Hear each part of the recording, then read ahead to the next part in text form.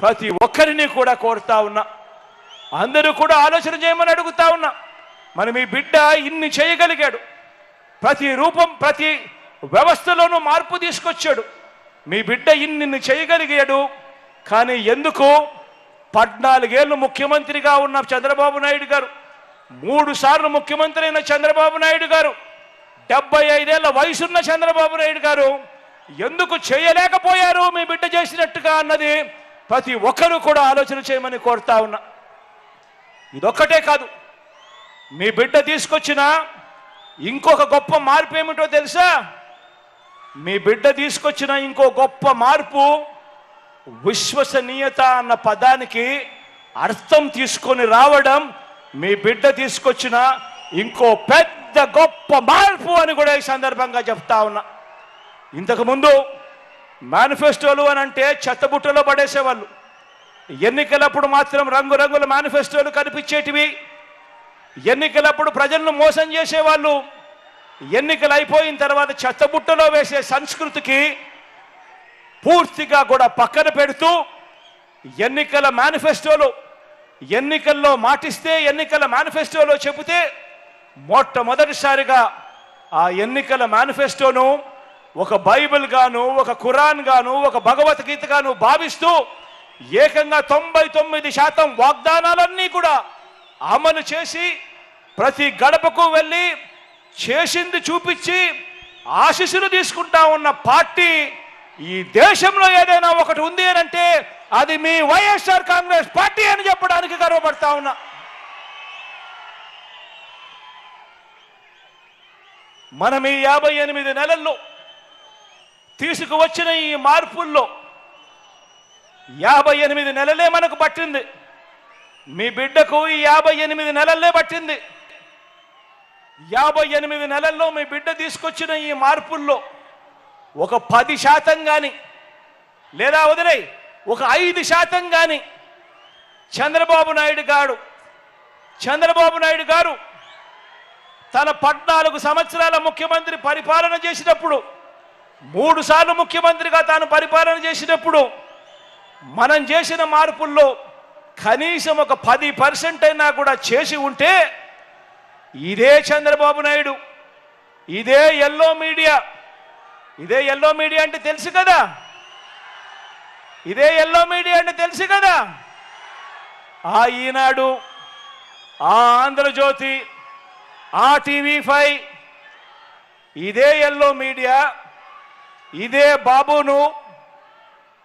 బాబు పోషిస్తా ఉన్న ఈ yellow media, ఇతర పార్టీలో పెట్టుకున్న ఈ చంద్రబాబు మనుషులు వీరంతా కూడా ఏమనేవారే తెలుసా?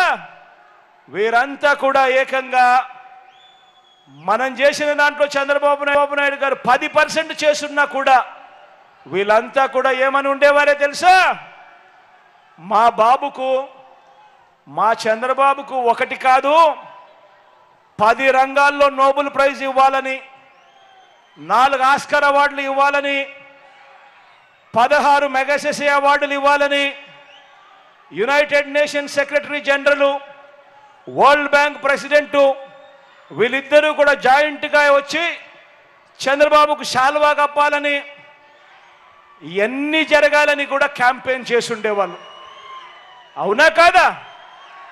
మనం చేసిన దానిలో చంద్రబాబు నాయుడు గారు 10% చేస్తున్నా కూడా చంద్రబాబు నాయుడు గారు, ఆయన ఎల్లో మీడియా ఇవన్నీ కూడా జరిగి ఉండాలి, చంద్రబాబు నాయుడు గారిని మించిన నాయకుడు ప్రపంచంలోనే లేడు అని చెప్పి డంకా బజాయించి ఉండేవాళ్ళు.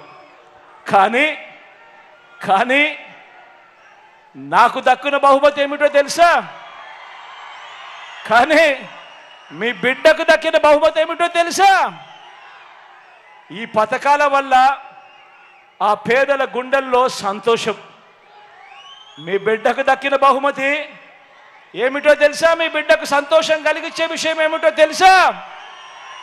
ఈ పథకాల వల్ల ఆ పేదల గుండెల్లో సంతోషం, వారి మనసుల్లో ఆత్మవిశ్వాసం, వారి పిల్లల చదువుల్లో ఓ విప్లవం, వారి కుటుంబాల అక్క చెల్లెమ్మల సాధికారత, అవ్వ తాతల ముఖంలో చిరునవ్వులు, ఇవి జగన్కు కావలసిన అవార్డులు, జగన్కు కావలసిన రివార్డులు.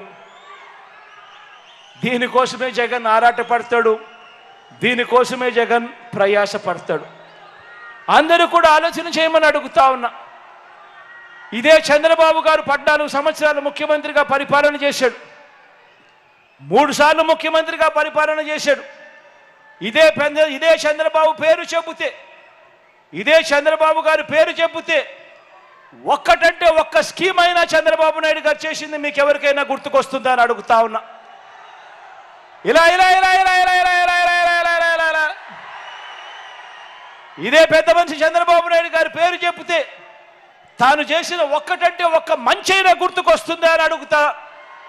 ఇలా ఇలా ఇలా ఇలా ఇలా ఇలా ఇలా ఇలా ఇలా ఇలా ఇలా 14 ఏళ్ళు ముఖ్యమంత్రిగా పరిపాలన చేసిన వ్యక్తి పేరు చెబితే ఒక స్కీము గుర్తుకు రాదు.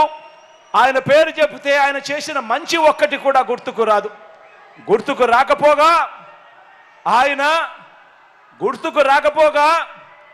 ఆయన ఎందుకు బ్రాండ్ అంబాసిడర్ అంటే తెలుసా? చంద్రబాబు నాయుడు గారు ఎందుకు బ్రాండ్ అంబాసిడర్ అంటే తెలుసా?